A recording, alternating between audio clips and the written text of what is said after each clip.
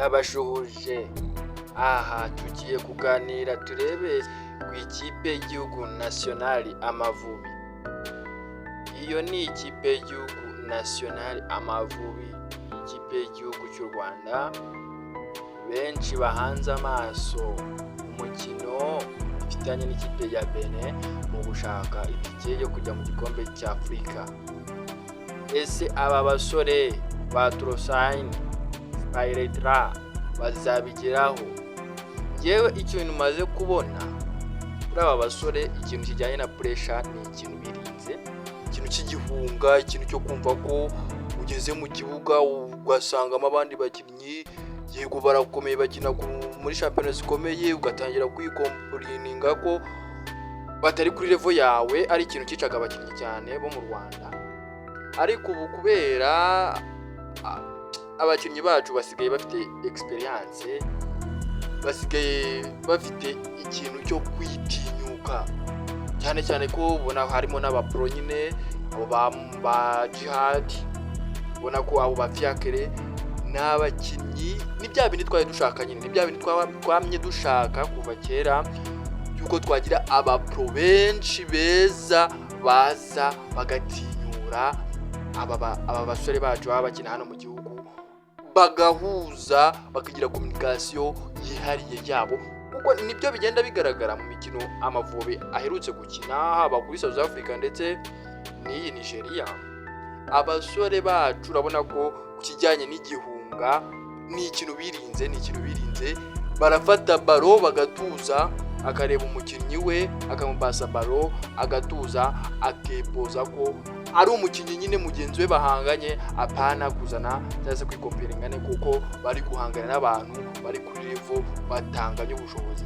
Ibyo nicyo kintu wavuga ko kiri gufasha cyane cyane aba basore kwirinda ikintu cy'igihunga, ukumva ko byacitse, mbese bakabanza bagapfa mu mutwe mbere yuko banakina match.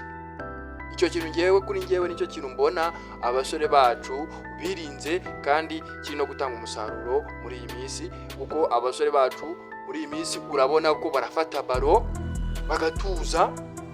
Byaranshimishije cyane rwose. Umukino w'ejo bundi na Nigeria, w'ira minota 80 haburi 10 natagiye kugira ikintu cy'igihunga, mvuga ati Nigeria noneho igiye kuducikira ikibuga kahave, gitwongere tubabazwe muri ya minota ya nyuma. Football ndayizi niko bimera, ikipe nkuru uyigizaho ngana, ariko mu minota ya nyuma akagozi bikarangira gacitse.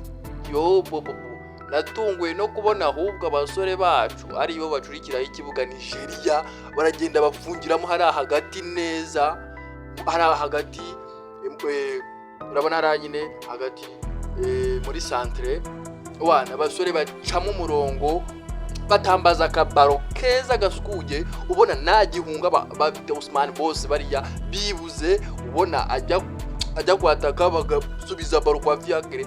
Mbese ubona ikintu cy'igihunga mu ikipe ya Amavubi ni ikintu babashije gukontorora cyangwa se guca muri bo, bakagira partnership, bakagira relationship, bakagira communication hagati yabo yihariye, ku buryo itanga ibyishimo muri rusange. Cyo kuvuga ngo mbere kera Amavubi wenda yarahanyanyazaga akizirika akagira ute, ubona ko nyine byanze. Ndabyibuka nko ku mukino twagiye muri Senegal, cyagiye badutsinda ku munota wa nyuma, nabwo ari penalty.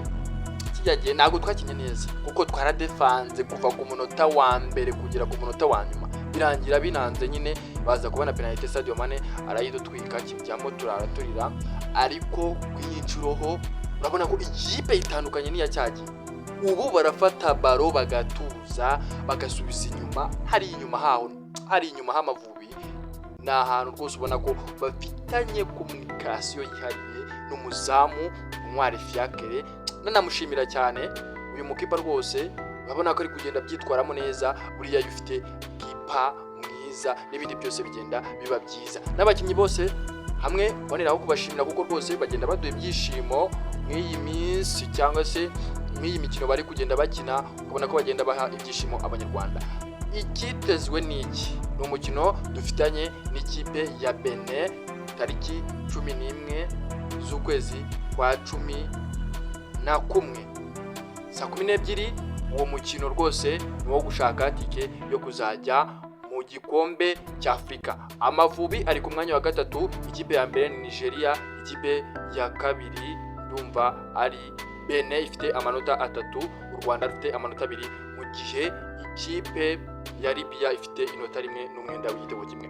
Birashoboka byose yuko dushobora kujya mu gikombe cya Afurika ndetse tukajya no mu gikombe cy'isi, kuko ubu ngubu mu itsinda byo gushaka itike yo kujya mu gikombe cy'isi turacyayoboye n'amanota yacu 7, nubwo tuyanganya n'ikipe ya South Africa ndetse n'ikipe ya Benin. Ikipe ya Nigeria iraho ngaho mu myanya y'inyuma ndetse n'ikipe ya Lesotho.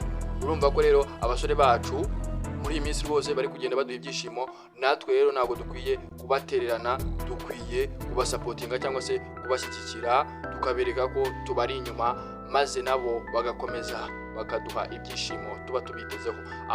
Abasore bacu murakoze, murakagira Imana, mukomeze muduhe ibyishimo. Burya football nuko imera, football nta kuvuga ngo igihugu kimeze gute, reka bisaba kubaka ugahera hasi, ukagira organisation ifatika nzima igaragara ifite ihame igenderaho. Nibyo tumaze kubona rero ko Amavubi yacu atanga icyizere, umugani w'Abarundi ati aratanga akazoza. Ndabashimiye, mukomeze mugira amahoro y'Imana. Ciao.